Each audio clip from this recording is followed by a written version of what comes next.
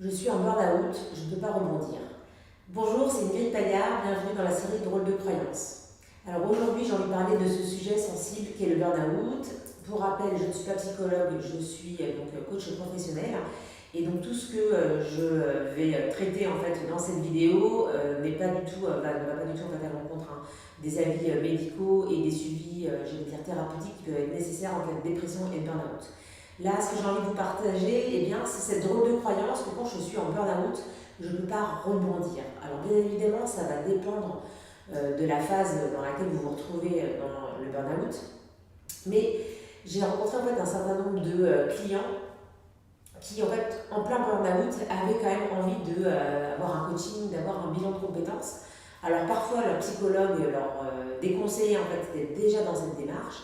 Et puis pour d'autres, eh bien, voilà, ils étaient poussés par leur psychiatre ou leur médecin généraliste à commencer à engager ce bilan de compétences ou ce coaching carrière pour commencer à imaginer, j'allais dire, un autre avenir. Alors bien évidemment, moi je suis pour l'accompagnement pendant le burn-out. Pourquoi ? Parce que pour moi l'objectif, eh bien, pendant les séances de coaching, dans un premier temps, ça va être de renouer avec l'envie. Et ça, c'est le conseil que j'ai envie de donner à toutes les personnes qui aujourd'hui sont en burn-out, c'est de se dire, grâce à la méthode des petits pas, quelle est la première micro-action que je peux m'autoriser en fait, à faire, quel que soit mon état émotionnel, quel que soit mon état psychologique, mais qui va me permettre de me reconnecter en fait, au plaisir. Et c'est en ça que je me sens légitime finalement à accompagner aussi mes clients lorsqu'ils sont en burn-out, parce qu'avant d'être, j'allais dire, dans le coaching et les sujets qui vont vraiment être liés sur la reconversion professionnelle ou comment rebondir eh bien, voilà, après des étapes difficiles de vie, la première chose sur laquelle je peux vous accompagner, c'est sur la connexion émotionnelle et le fait de se reconnecter à c'est quoi le plaisir, c'est quoi la joie, qu'est-ce qui me donne envie. Comment on fait ça? Tout simplement en allant eh bien, rebalayer quelques j'allais dire, éléments du passé et de dire ok, quand je vais bien, qu'est-ce qui me fait du bien? Qu'est-ce que naturellement je fais dans les périodes de vie où je me sens stable?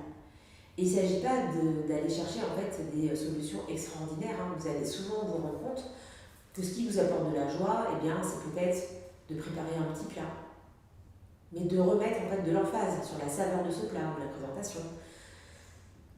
Ça peut être aller se promener. Le simple fait pour quelqu'un qui est en burn-out d'oser sortir de chez lui et d'aller marcher quelque part en fait, à l'extérieur, ça a l'air de rien et en même temps c'est beaucoup. Et c'est d'apprendre en fait, à le refaire en conscience et de se dire waouh, ok, je vais pas bien.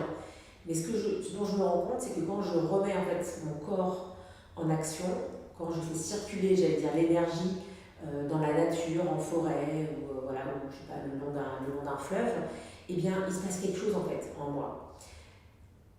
C'est quoi l'envie? Eh bien, c'est de recréer la vie. Okay, et donc, c'est vraiment ce sur quoi j'ai envie de vous amener. C'est ok, peut-être que c'est une période qui est difficile, dans laquelle vous ne vous sentez pas bien, mais c'est d'aller dans une phase d'introspection finalement, j'allais dire assez rapide, se dire ok, qu'est-ce qui me fait plaisir? C'est quoi la petite chose qui fait que si aujourd'hui je fais ce petit pas, ce soir quand je vais me coucher, eh bien ma journée aura été ensoleillée. Il y aura eu quelque chose de bénéfique, quelque chose qui finalement fait que ma journée aujourd'hui elle a été différente de celle d'hier et que si je m'autorisais à m'offrir ça tous les jours, eh bien ça me mettrait quelque part sur les rails.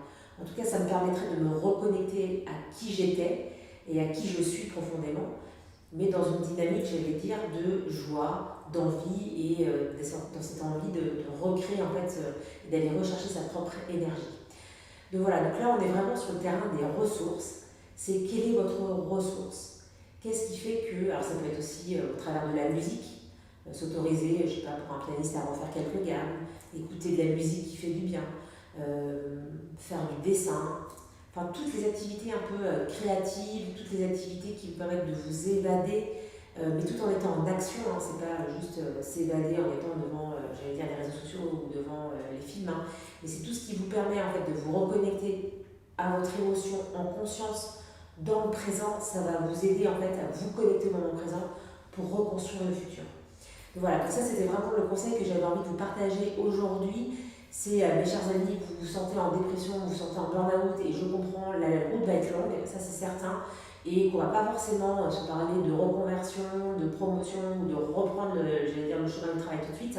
Mais le premier chemin que vous pouvez reprendre, c'est d'aller vous reconnecter à la joie, vous reconnecter à votre envie primaire quelque part, pour pouvoir vous sentir vivant. Parce que finalement, c'est la seule chose qui est importante, c'est de renouer avec la vie.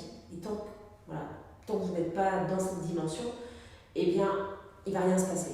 Donc, le seul conseil que je peux vous offrir, c'est comment je me connecte à la vie, à l'instant présent.